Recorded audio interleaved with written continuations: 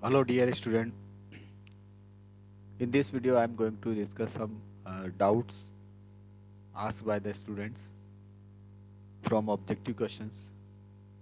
First one is question number 14, that is two finite set have m and n elements, means the number of elements in the first set is m and number of elements in the second set is n, and the number of subset of the first set, number of subset of the first set is 112 more than that of second set.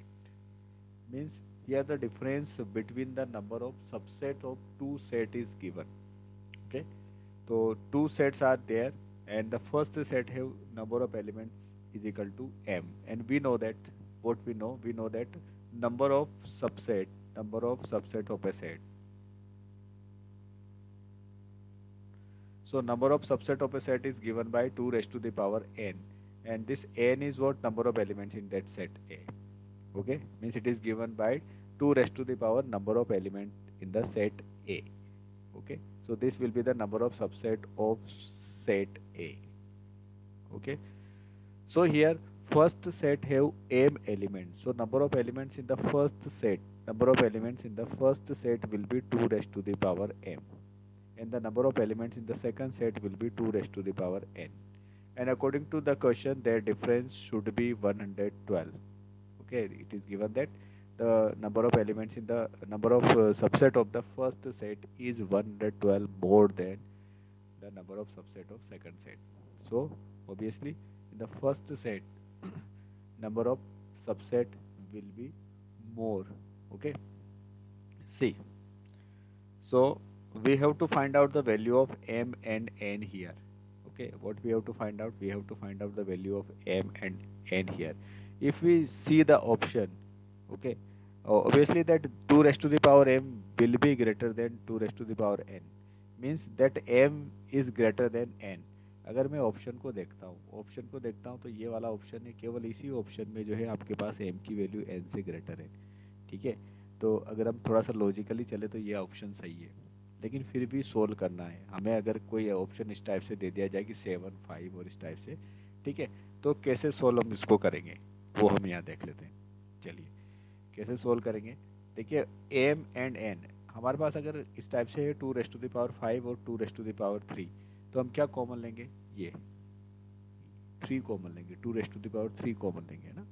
जो smaller power होती है that will be the common, small power को common लेते हैं. तो यहाँ पे small क्या है, एन कॉमन लेंगे, तो 2 raised to the power N is common. अगर 2 raised to the power N is common then what is remaining, 2 raised to the power M minus N minus 1. अच्छा ऐसा क्या क्यों हुआ m माइनस एन. अगर मैं यहाँ से इस वाले एग्जांपल में देखूँ, मैं अगर यहाँ से 2 raised to the power 3 common लेता हूँ तो यहाँ क्या बचेगी, 2 रेस्ट टू द पावर 2. क्या किया, 5 में से 3 माइनस कर दिया, तो यहाँ भी ऐसे ही करेंगे, 5 में से 3 माइनस किया, बस यहाँ तो एन m में से n माइनस कर दिया, जो कॉमन लिया वो हमने माइनस कर दिया. चलिए आगे देखते हैं. आगे हमारे पास क्या बचा, 112, और 112 को हम क्या लिख सकते हैं, 112 के फैक्टराइजेशन कर दें. 2 5 जा 10 और 2 6 जा 12 और 2 2 जा 4 एंड 2 8 जा 16, then again 2 1 4, then again 2 7. Means this can be written as 2 raised to the power 4 into 7. Okay, now you just see here 2 raised to the power something is this and 2 raised to the power something is this. Means यहाँ से इन दोनों को compare कर लेंगे तो आपको क्या मिल जाएगा, n is equal to 4, n की वैल्यू आपको 4 मिल जाएगी. ठीक है, अब रही बात, अब दूसरी चीज जो बची है उनको भी कंपेयर कर लें. किसको कंपेयर करना है, इसको कंपेयर करना है, किससे करना है, 7 से करना है. कर लेते हैं. 2 raised to the power m minus N minus 1 is equal to 7, तो it is 2 raised to the power m minus N is equal to, ये 1 उधर ट्रांसपोज हो जाएगा तो 7 प्लस 1 8 हो जाएगा, and 8 can be written as 2 raised to the power 3. Now base, both side bases are same. Okay, so we may compare powers. So m minus n is equal to 3, और n की value, ये n की value हमारे पास यहाँ 4 थी, तो we will put m is equal to 4. So m minus 4 is equal to 3. So m is equal to 7, 4 transpose हो जाएगा तो m is equal to 7. Okay, so in this way what we get m is equal to 7 and n is equal to 4. That is our answer. Means that B option will be the correct one. Okay, so this B option will be the correct option here. Next one is question number 13. Here two sets are given. That first set is x is equal to 8 raised to the power n minus 7n minus 1, where n is belongs to natural number. So we try to find out this set into roster form. Okay. So if we will take n is equal to 1, if we will take n is equal to 1, then what we get 8 raised to the power 1 minus 7 into 1 minus 1. So it is what 8 minus 7 minus 1, that is 0. If we take n is equal to 2, then it is 8 square minus 7 into 2 minus 1, that is 8 8 just 64 minus 14 minus 1, or this is equal to what 49. And if n is equal to 3, then it will be 8 cube minus 7 into 3 minus 1, that is 8 cube is what 8 8 is 64 and 8 is 512 minus 7 3 is 21 minus 1, and this will be what 490. Okay, means in this way what we conclude that the set A have what 0 comma 49 comma 490 and comma so on, these elements infinite set होगा क्योंकि n is infinite. Now see the second set is what y, and it is what 49n minus 49, and where n is belongs to natural number. So we try to find out this set into roster form. Again we will find out this set into roster form. So the uh, definition is what 49n minus 49. So we will take 49 common. So this will be what n minus 1. So if we will take n is equal to 1, then it is what 49 into 1 minus 1. 1 minus 1 0. So 49 into 0 is 0. Then if we will take n is equal to 2, then we will get 49 into 2 minus 1. 2 minus 1 is 1. So 49 into 1 is 49. N minus 3, then it is what 49 into 3 minus 1, that is what 98. Again n minus 4, then it is 49 into 4 minus 1. 4 minus 1 is 3, and 49 into 3 is 147. Okay, in so on what we get, if you will take n is equal to 11, then it is what 49 into 11 minus 1, then it is what 49 into 10, that is 490. So if you want to write the set y in roster form, then it will be what 0 comma 49 comma 98 comma 147 comma so on, और कहीं ना कहीं आपको 490 भी मिलेगा and so on. There are infinite elements. Okay, so you just see in x what we have 0, then 49, then 490. Okay, these are also multiple of 49. ठीक है, लेकिन मल्टीपल है तो लेकिन 10 10 जो है मल्टीपल है, 10th मल्टीपल है फर्स्ट में, इस टाइप से है ना. चलिए, लेकिन यहाँ पे कितना है भाई, सेकंड सेट में क्या है 0 है, 49 है, 490 है. Means all elements of x are in y, but all element of y are not in x. देखो यहाँ पे 98 जो है सेट बी में है, सेट बी में 98 है, 147 है जो सेट x में नहीं है. ठीक है, सो ऑल एलिमेंट्स ऑफ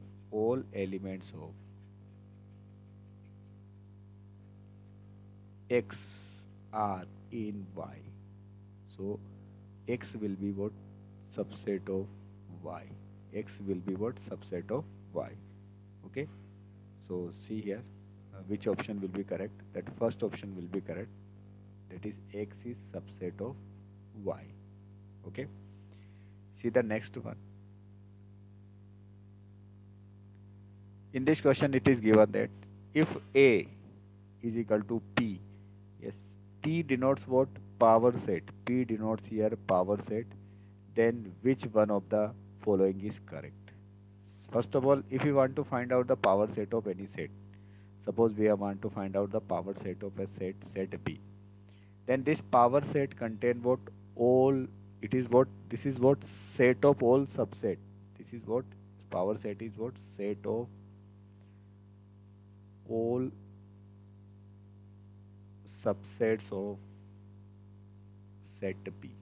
भाई जिसका भी हम पावर सेट फाइंड आउट कर रहे हैं उसके सारे सबसेट उसमें कंटेन होंगे। ठीक है भाई, तो यहाँ पर पावर सेट किसका निकाल रहे हैं, पावर सेट एक सेट का निकाल रहे हैं और वो सेट है आपका 1,2। ठीक है, पावर सेट हम जो है इस सेट का निकाल रहे हैं। ठीक, और इस पावर सेट को किससे डिनोट किया भाई, इस पावर सेट को यहाँ पर डिनोट किया है, this power set is denoted by A. ठीक है, तो ये ए ही, this A is what, it is power set, this A is what, it is power set of this set, इस सेट का पावर सेट होगा। मतलब कि इस पावर सेट में इस सेट का, किस सेट का, सेट कंटेनिंग 1 एंड 2, इस सेट के सारे सबसेट होंगे, इस सेट के सारे सबसेट होंगे इसमें। ठीक है भाई, चलिए, तो इस सेट के सारे सबसेट होंगे, तो फर्स्ट वाला ऑप्शन है, फर्स्ट वाला ऑप्शन ये दे रहा है कि भाई 1,2 इज सबसेट ऑफ ए, तो 1,2 is subset of A. Power set में क्या होता है भाई, पावर सेट में इसके सारे सबसेट होते हैं, तो 1,2 जो है इसका एलिमेंट, 1,2 जो है वो एक सेट है। जब पावर सेट का एलिमेंट क्या होता है, सेट होता है, अगर मैं इसको ऐसा लिखता कि इस एलिमेंट को फिर वापस एक सेट में लिख देता है, then this will be the correct. ठीक है, ये जो है ये तो एलिमेंट है, this is what element of A, this is not subset of A. ठीक, लेकिन डी में देखो, डी में क्या गिवन है कि 1,2 इज एलिमेंट ऑफ ए, तो ये वाला ऑप्शन करेक्ट है, 1,2 is element of A. Why it is correct, because power set of 1,2 contain all the subset of this set 1,2। ठीक है, इस सेट के सारे, कौन से सेट के, इस सेट के सारे सबसेट उस सेट में कंटेन होंगे, कौन से सेट में, ए में। Why, because A is power set of this set. Okay, and set itself is subset of it, तो उसमें वो खुद भी कंटेन होगा। ठीक है, अगर वो खुद भी उस सेट में कंटेन होगा तो obviously that will be the element of set ए, ये एलिमेंट होगा सेट ए का। ठीक है, इसलिए डी ऑप्शन जो है, D option will be the correct. ठीक है, डी ऑप्शन करेक्ट होगा। नेक्स्ट वन, नेक्स्ट क्वेश्चन थोड़ा सा हाई लेवल का है। ये यहाँ पर जो दो इक्वेशंस दी है, X square plus Y square is equal to 25। ठीक है, अभी हमने एक चैप्टर कोनिक सेक्शन नहीं पढ़ा है, ये चैप्टर थोड़ा सा कोनिक सेक्शन पे बेस्ड है। ये इक्वेशन जो है ये होती है सर्कल की इक्वेशन, और जो सेकंड इक्वेशन है X square plus 9y square is equal to 144, ये इक्वेशन होती है इलिप्स की। ठीक है, अगर मैं इसको स्टैंडर्ड फॉर्म में रखूं तो इसको क्या कर देते हैं, हम इसको डिवाइड कर देते हैं, तो ये 144 से डिवाइड कर देंगे, और ये वाई स्क्वायर, तो 144 को 9 से डिवाइड करेंगे तो ये 16 आ जाएगा, इज इक्वल टू 1। मतलब कि फाइनली हम इसको ऐसा लिख सकते हैं, X square by 12 square plus Y square by 4 square is equal to 1। Okay, ये इलिप्स की इक्वेशन है। अगर मैं इन दोनों के ग्राफ ड्रॉ करता हूँ, अगर इन दोनों के ग्राफ ड्रॉ करता हूँ तो मुझे किस टाइप से मिलेंगे, ये आपका Cartesian system.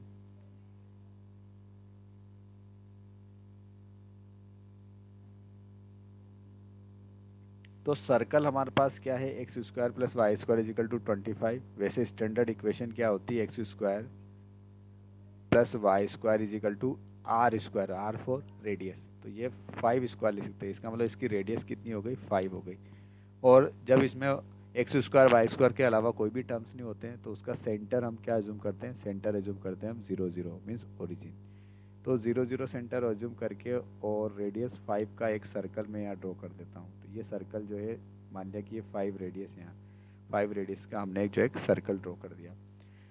Second thing is ellipse. अभी इलिप्स में क्या होगा भाई, ये 12 जो है, this 12 represent what major axis and this 4 represent what minor axis, major axis and minor axis, या ठीक है।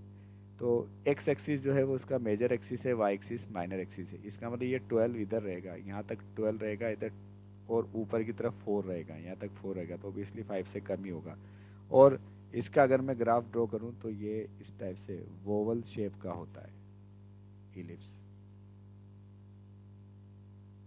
ठीक है, तो ये दोनों इक्वेशन हमारे पास है, तो इसका मतलब क्या है कि इन दोनों इक्वेशन के जो ग्राफ होंगे, उन ग्राफ पे जितने भी पॉइंट्स होंगे वो इसको सेटिस्फाई करेंगे। लेकिन उन पॉइंट्स में से 4 पॉइंट्स कॉमन है, 1, 2, 3 and 4. These 4 points are common. So that's why the intersection of A and B will be 4 points. ठीक है, ये इंटरसेक्शन कितने पॉइंट्स पे होगा? 4 पॉइंट्स पे इंटरसेक्शन होगा।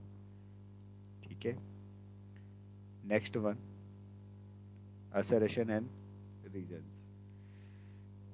देखिए यहाँ दिया है कि the set A has the element A, B, C, D, E is finite set.